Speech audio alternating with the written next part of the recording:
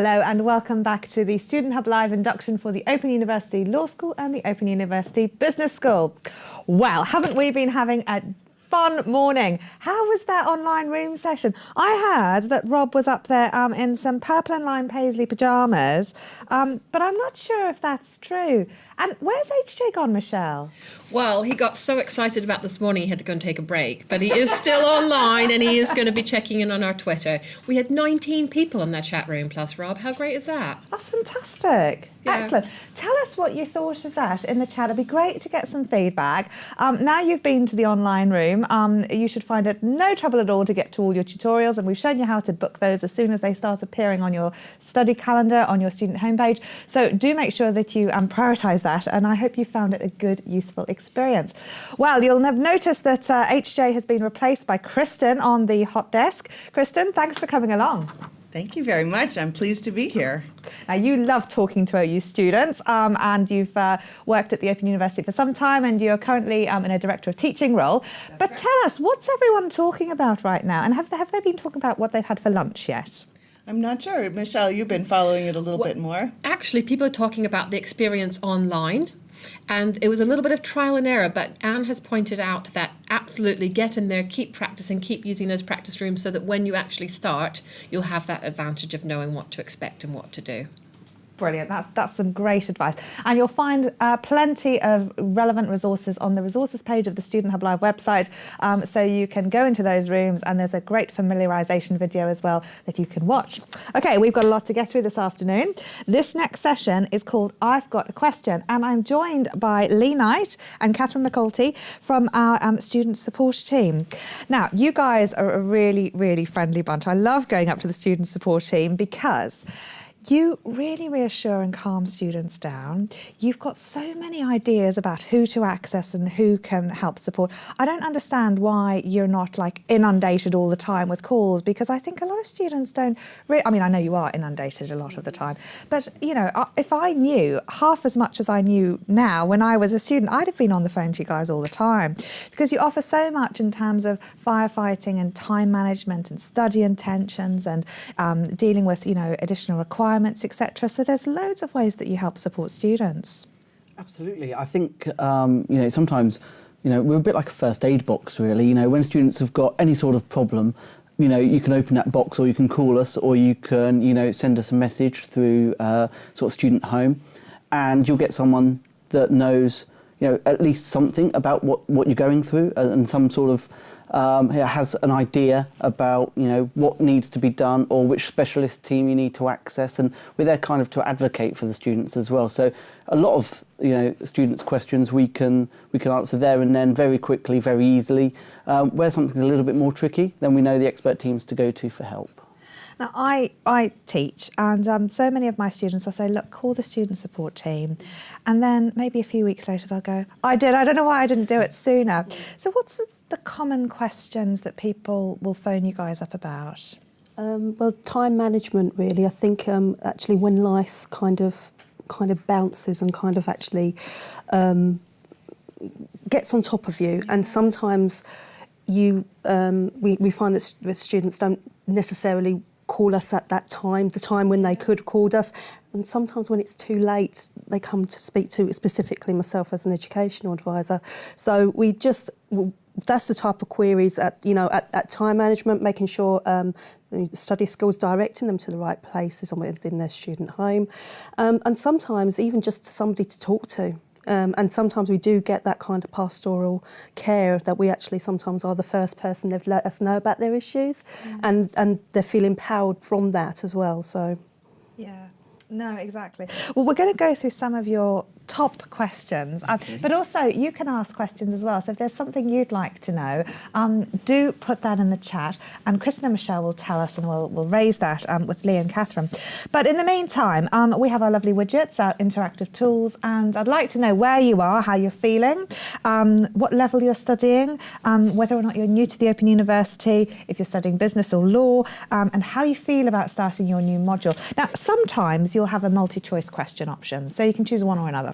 But sometimes you'll get these word clouds, and that's when there are 3 things that we need you to fill in. But if you only know 1 or 2 things to fill in, then that's fine. But you need to put a full stop or something in the other box, otherwise your results won't submit. And then they'll come together and make a really lovely word cloud, which is really helpful for us to get a sort of snapshot view of where our remote audience are. Also, if you've been to a Student Hub Live event before, if you're studying full or part-time, and are you having fun yet? Because it's that time of day and we are about to embark on a wonderful new journey with the Open University for those of you who are just starting, and a new semester for those of you who have already joined. So we'd like to know if you're having fun. And if not, we will try and sort that out. Okay, so we've got lots of questions then in terms of things that we wanted to cover. But firstly, I wanted to know, what do you specifically do to support students in terms of the student support team? You've mentioned the pastoral care, you've mentioned the study intentions, but broadly speaking, when do students talk to their tutor? When do they talk to the student support team? Broadly speaking, we encourage students to speak to their tutors when there's an obvious academic issue. So, they might be wondering about how to approach a specific question that they've been set as part of a tutor-marked assignment. They might have some concerns about an exam in the future, or life might have defeated them for a week or 2, and they might be really behind, and they might need an extension to an assignment. And that's the sort of things where we would expect students to have a conversation with their tutor. Anything else, absolutely anything else, student support team are there, because sometimes students don't always know, which resource to access, and that's not a problem because the student support team can certainly guide students to the right areas anyway. So, never ever feel afraid to call a student support team, because we are always there to sort of give that advice and guidance whenever we can. And we're going to show you in the next video break the student support team. So I went up there actually the other week, so I'm going to show you where they sit and introduce you to some of the team in the next video break.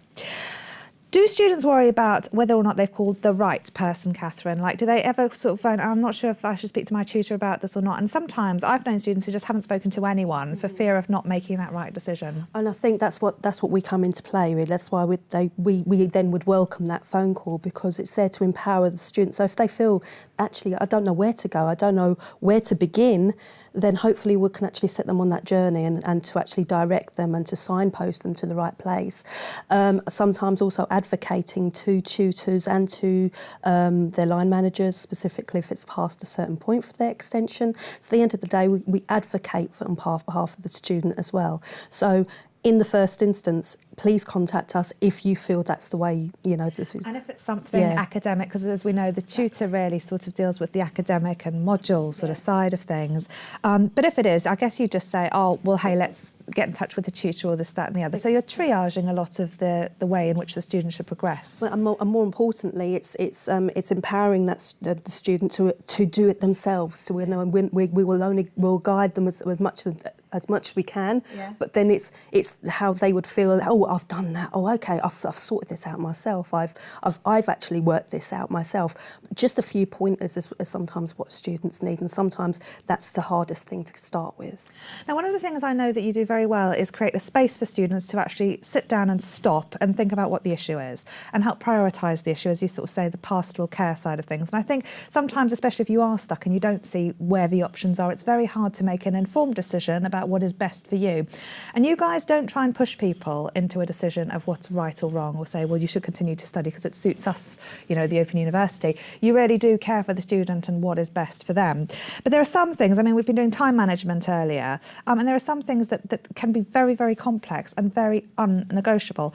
Things like, studying full or part-time and time management. How do you address those issues with students? What can you do to alleviate some anxiety from something that may be very real and unmovable? Absolutely, and this is a major source of anxiety for students, both students who are continuing with us and students primarily who are new to the Open University as well. One of the things we do is we take time to discuss options with students. There's never really just one option with the Open University. Students can look at a range of options, and we can help, advise and signpost students to the options that suit their lives best as well. So sometimes when, students call us, they'll be quite surprised because we'll be having discussions actually about, how many hours a week that they might work or what they do as, in their employment, because we'll be building up a picture slowly but surely of not only, how the student performs as an Open University student, but actually the skills and experience they bring to that as well, and the time that they've got. So we'll be having quite in-depth conversations, and probably sometimes what is quite a surprise to new students is how depth those conversations can be, so that we can provide the most important advice and support to students.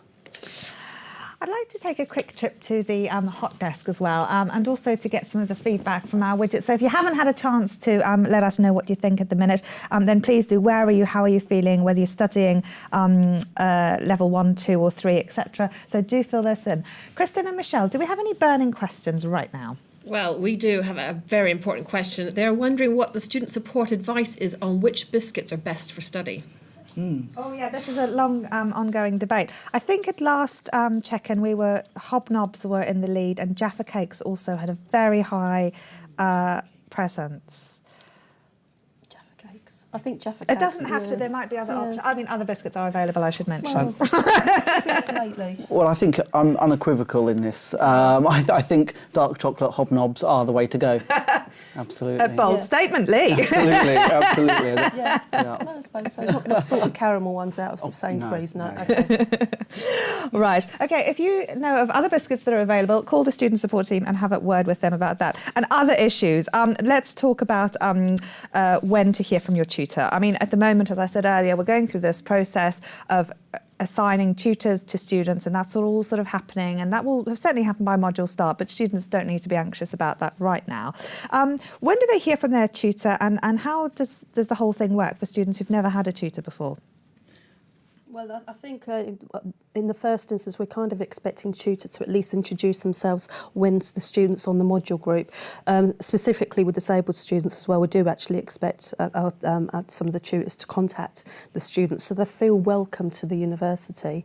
With regards to ongoing support, that's the conversation you're going to build up with the tutor. That tutor will be there for your whole module set and for your whole module. So you make sure that you actually, you're going to have a telephone number you can contact the tutor on within reason, obviously.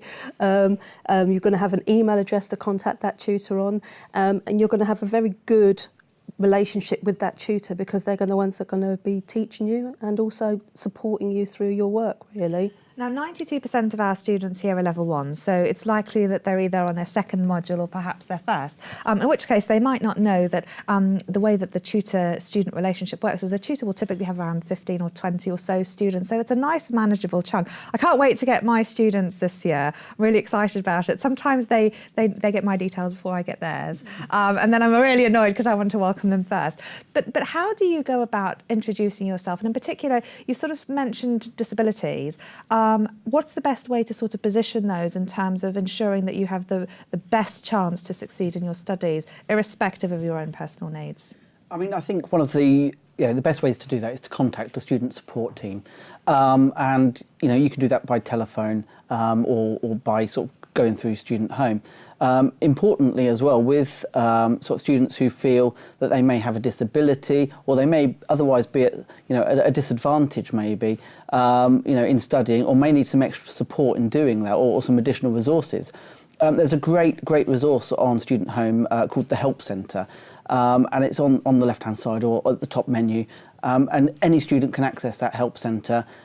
Almost anything you can ever think of will be in there, and there's great resources for students with disabilities, students with sort of learning disabilities as well, and it's a great resource tool in there as well. There's also a profiling form in there as well, so that if you think, well, actually I'm not sure what resources are available, or if I need to declare something to the Open University, then there's an online form on there as well. So if people don't feel confident or are unable to give us a call, then they can do it online as well, and we can sort of look at that information that the student provides to us and see what additional resources or support there might be for them.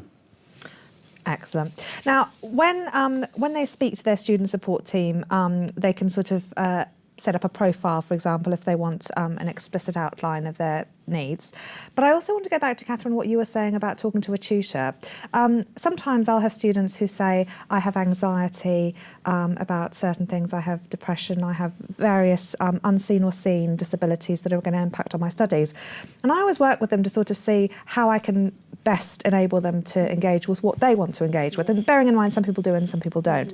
So it's all very much an individual thing. But sometimes students can think, oh, you know, I don't want to worry the tutor with all of this, or there's nothing they can do to help alleviate my condition.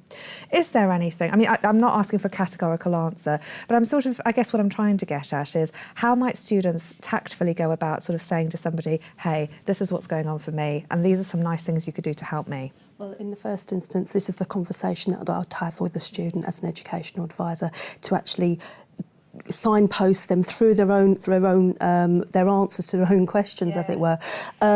The way I put it to students, what would you like the tutor to know about, and how can we support you through what you're going through? And it's a lot of questions. We ask a lot of questions in order for them to get the right answers. Now, if they're thinking, actually, I don't want to burden anybody with my issues, well, we'll just go, well, be as honest as possible, and we can signpost you to the right way. If you want to talk to the tutor, we'd actually say, OK, well, how would you want to address the tutor about this? We would suggest you give them a ring, because they know about your situation. That's genuinely the type of conversation that we'd try and signpost that student through, certainly. And some things can be very static, some circumstances are very fixed. But sometimes, for example, a family member is sick or ill, sometimes one has a condition that is temporary. Is that worth sort of mentioning? Most definitely. Yeah? Most definitely. I think it's very hard, especially when you're going to be the first person that student speaks to be as honest as they possibly can, because we're not strangers. We're as welcoming as possible, but we understand we are strangers to you. You're going to be bearing your soul, as it were. But the more you say is the more we can help you, and the more we can help you is the more we can empower you to actually get to your own solution. So be as open as you possibly can, and we can actually then, you know, help you with the strategies of contacting people, learning, everything, time management, the lot really. But that's what we're here to do. The more you say, the more you're honest, the more we can help. But the other side of it, you can choose not to as well. Well, we asked everyone how they were feeling right now. When they're not talking about biscuits, there were lots of words here, and some of them are provoking a bit of anxiety. So let's see how everyone was feeling at home.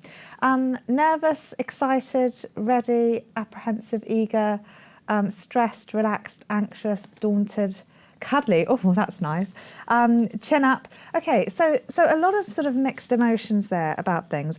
And I guess, you know, if we sort of think about it, we know a lot of these systems and processes, but a lot of our students don't. And what they don't know is how supportive and friendly everyone is here, and how we really just want students to succeed. So what would you say in terms of allaying some of those fears? I mean, some nerves are good, and some excitement is good as well, because, you know, they're about to embark on an amazing journey. What would you say to students who may be feeling overwhelmingly anxious, where their anxiety is not helpful? I think, like you've highlighted, some nerves are actually a good thing and are perfectly normal. I'm starting a new module with the Open University myself in October, so I feel many of those things as well. It's quite an exciting time. It's also a bit nervous because I haven't studied for a long time. But if you're feeling that it's overwhelming, then that's not probably a good thing. And it might be that you need some reassurance or some advice. What I would say is, you know, studying is a big, big thing, but it doesn't have to be as big as you're probably thinking it is. And by that, you know, I mean, students often overthink and overcomplicate issues, and, you know, the more you let it build in your head without speaking to someone, the more it can build up, the more it becomes a concern, and the cycle continues.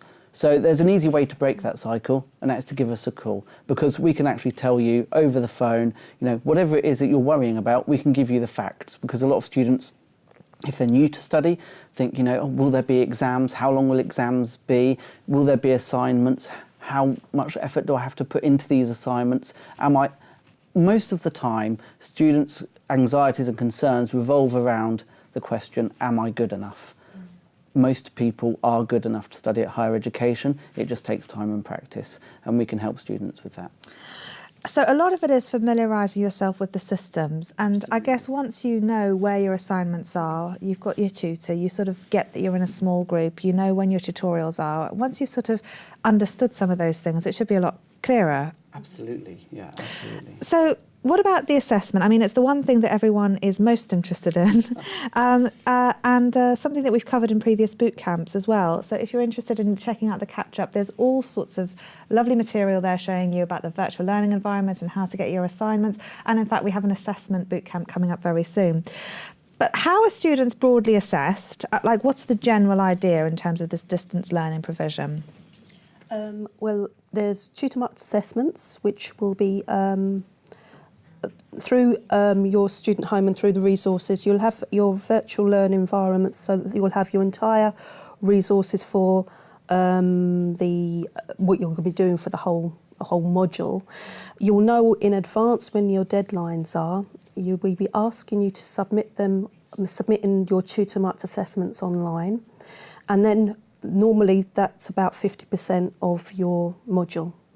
And then you've got either the end of module assessment, which is like an essay, like a very huge essay, but it's an essay, or exams, to actually then be the other 50%, and then together then will end up being your grade for your module.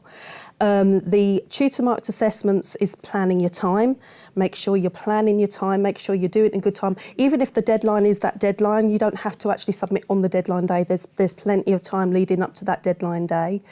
And also, when you're planning for the end of module assessment, it's the same thing. You've got plenty of time to actually utilise your tutor and get as much out of them while you've still got them.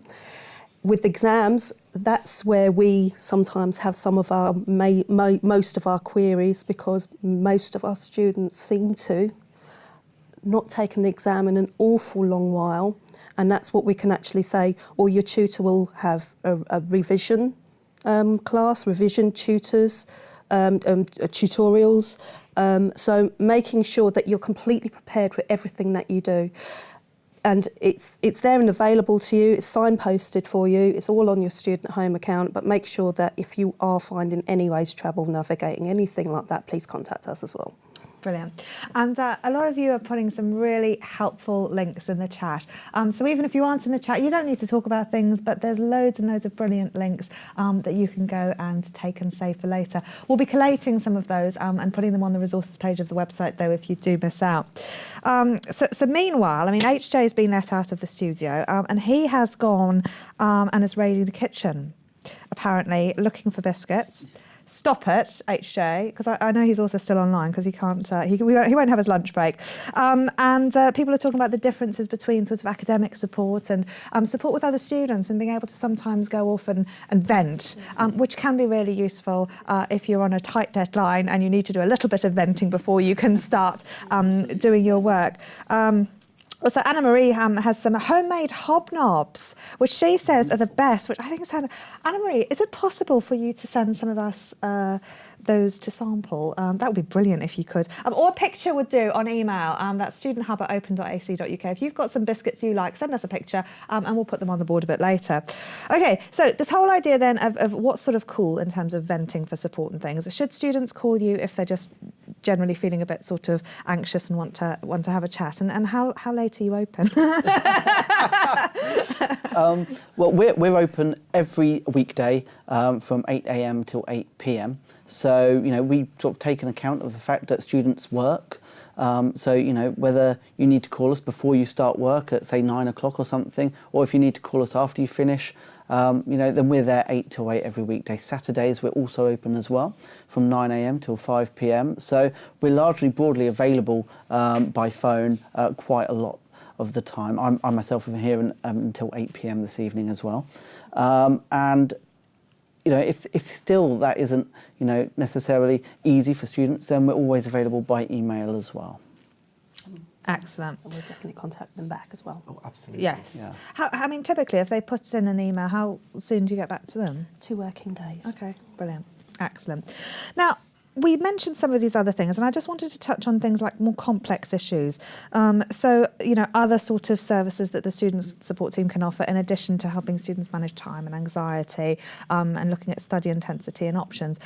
We know that a lot of people choose to study with the Open University because they have disabilities, or there are circumstances that mean that this is their best option. And indeed, you do cater for those and make reasonable adjustments for students who have a variety of issues. Can you tell us broadly the sorts of things that you do, and again, when it might be helpful for students to get in touch? Yeah, I think one of the major things that we do is students, who study with us because it is the best option for them, and because we deal with a wide range of students, probably some of the widest range of students in the UK studying at a university. Because of the fact that you don't have to attend a campus. And that makes studying for students with disabilities easier, and it puts everybody on as level a playing field as that we can. But that also means that sometimes, students still need to do examinations. So one of the things that we do, there are special arrangements for examinations. And that's not to give anyone necessarily, an easier examination at all. But there are, circumstances and arrangements that can be put in place to meet and to match people with their circumstances. So, if attending an exam venue is beyond a student's, reasonable capabilities, then we can arrange an exam at home for somebody with an invigilator to come and visit. Excellent. And I know that, whilst it's useful to have these sorts of levels of support, equally students are amazing at supporting each other. Michelle, I hear you talking about exam revision forums, and indeed we have Student Hub Live events that will also focus on exams. What sort of support's out there for students supporting each other? Well, there are lots of different ways that students can support each other. We have a business site, and we have a law school site, and both of those have forums where students can join and have comments on there. Each module will have its own site that students can have discussions on there as well. As we said, there is the exam revision forum site for some modules. It's always worth checking with your tutor whether or not those exist. And we're very lucky because we've got one of our student experience managers chatting online, Esther, and she's raised that point and is pointing a few things out to students as well. Brilliant. Now, you mentioned exams, and it is something I think it would be remiss not to include very briefly. You sort of mentioned the assessment, and as we know, we have these tutor-marked assessments, and it's very important that students understand the weighting of those in terms of how much they count towards things, both in that module and I guess in terms of the overall qualification more broadly. And some students will have an exam, and some students will have an EMA, an end-of-module assessment as well. Do all those provoke the same amount of nerves?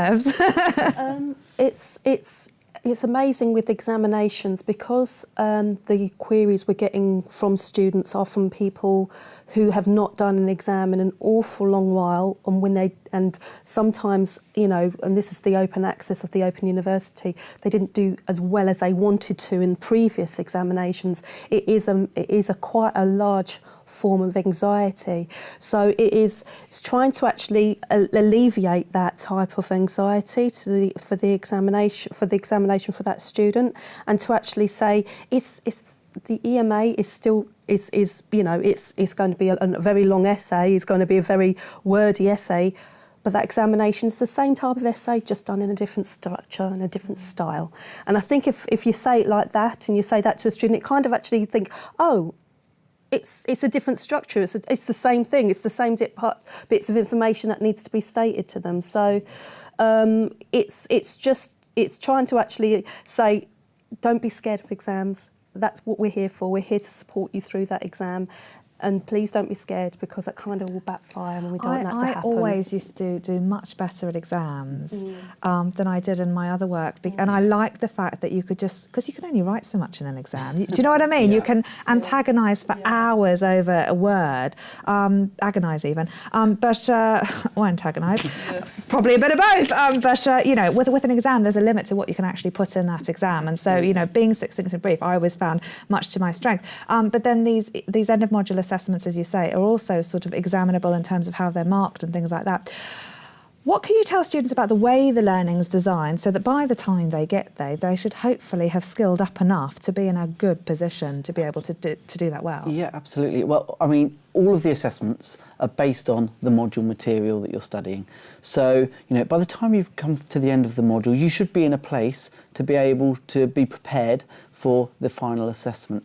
Now, one way you can do that, at the very beginning of the module, every module has learning outcomes, and you can guess by looking at those learning outcomes the sorts of things that the Open University needs you to know by the end of the module. And it's those learning outcomes largely that will be assessed throughout sort of TMAs or tutor marked assignments and in a final EMA or an examination as well. And it's also worth noting as well that if you have an examination, there is some support on Student Home regarding that as well, and an examination arrangements booklet. Every student can download that if they have an exam, and it contains lots of the sort of answers to questions that students have about exams. Can I take a calculator, or is it open book, or whatever? And those questions are covered in the exam arrangements booklet as well. Excellent.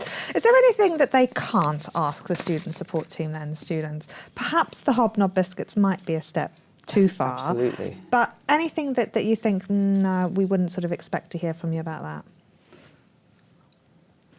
No? Everything. Yeah. I mean, the things we would signpost you to the right department if it wasn't us. So you come to us anyway because if we're the first people that you think of and say, I don't know where to go after this. Like we are not careers advisors. But we would signpost you then to careers advisor if you actually wanted to see what you wanted to do for your future, if you wanted to actually, focus on your career goals, study goals, to actually help you through that. So we'd signpost you to careers. So what if you had issues with your fees, we'd signpost you to student fees and to student recruitment. So what we do is that we would expect any kind of query for us to signpost you to the right place. But more importantly, if we're here to help, we're here to help. We're here to help completely. Absolutely. Excellent. Well, thank you very much. Graham's asked if he can take biscuits into the exam. No. Really? Well, I used to. Rohan says well, it's essential can. to have water and biscuits to keep him motivated. I think look at your examination booklet and see what you're allowed to take in. Download your examination booklet, everybody. Depends if you've got enough of the invigilator or not as well. Yeah, just check to see what you can bring in with you. I always used to take quiet sweeties. But it was a long time ago, to be fair. Things might have... Anyway, so lots and lots of useful advice there from our student support team. And thank you both, Kathryn and Lee, for coming and showing us. I hope that we've shown you that they're really, really nice, friendly bunch, and you can ask pretty much anything to them. You don't have to phone the student support team, but they are a great source of support and advice. And my personal recommendation is that if you are struggling, give them a quick phone call or drop them a line, because often if you get in there early, they can really help you sort things out and offer you a range of things that will make your life a lot easier. So let's go and meet them. I'm going to show you in this next video where they all sit and introduce you to some of the team. I'm going to go and confiscate the biscuits that HJ has been stealing. And then I'll be back for some information about the Careers Advisory Service. So I'll see you in about 5 minutes with the biscuits. Bye for now.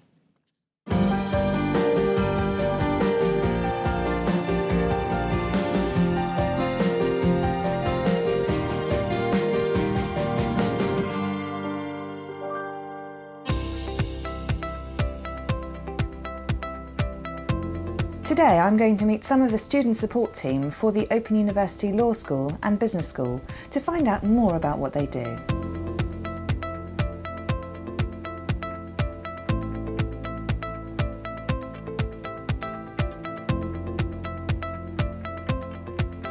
Hi Susie. Hello. So Susie Hancock, you're the Senior Manager for the Student Support Team. So Susie, what do the Student Support Team do? So the student support team are here to support inquirers and students through the whole of their study journey. So that could be right at the beginning, at the exploratory stage, so when inquirers are thinking about which qualification is best for them, and then right up to the other end of their study journey where they're completing their qualification and going through a degree ceremony. And in addition to that, they also do other things, don't they, like advocating for students?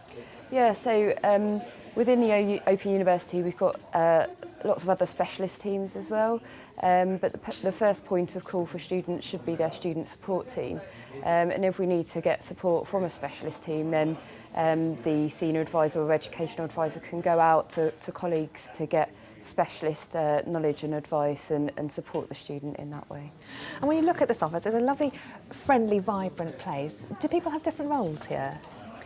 So we've got advisors, senior advisors and educational advisors, and they work across the information, advice and guidance continuum. So students will be contacting the student support team and will speak to an advisor initially, and there they can get lots of information about the courses and qualifications that we offer.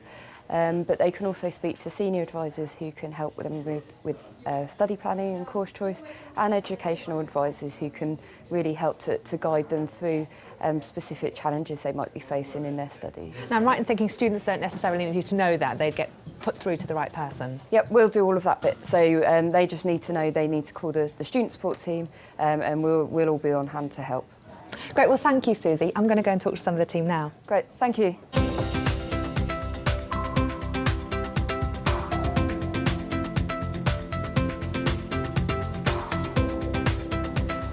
Hi, Zach, how are you? I'm very well, how are you? I'm good, thank you. So, you're a senior advisor. Yeah. Tell us, what does a senior advisor do for students? So a senior advisor basically focuses on giving advice to students that are either new or on their studies, and we can kind of help them work out if OU study is right for them at the right time, looking at module choices, what qualifications are right for them, and kind of explore their options and how they want to continue their studies. So you give them advice about their courses and qualifications and things, but what about support with other areas that might affect their studies? For example, if they have a disability? Yeah, of course.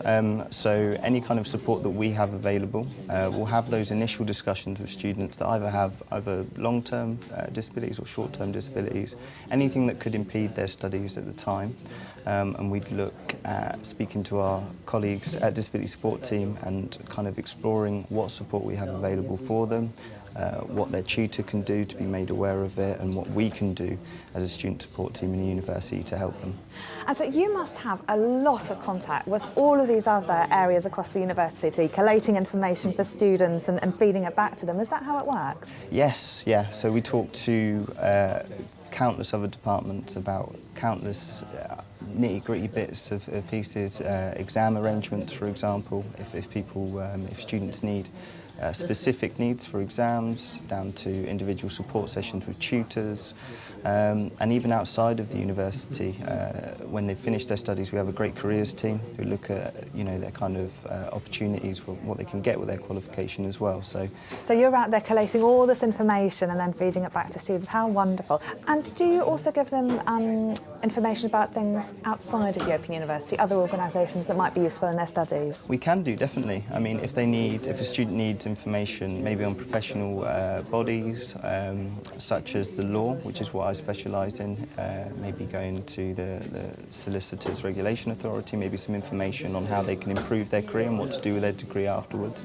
then we can direct them to places outside of the university that can help them, get to where they need to be and achieve their goals.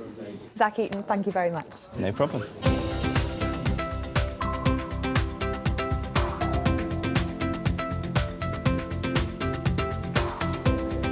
Hi, Lisa. Oh, hi, Karen. How are you? I'm Nice good. to How are see you? Lovely, thank you. Good to see you. We're making this video telling students all about the student support team. Oh, And I excellent. wondered if you could fill us in on what an educational advisor does. An education advisor's role is to support students who are presenting with issues that are impacting on their ability to achieve successful study. My role is to help the student identify what the issues are and how we can help them, and what the goals and what the options are for them to move forward so they can achieve successful study. So what are some of the common issues that you get presented with? There are lots of issues really. One of the main things that students come across with this sort of situation that's impacting is if they're very busy, if they've got behind with their TMAs, if they need an extension, if they feel that now is not the right time to study because there's some serious situation that's impacting them on their ability to study.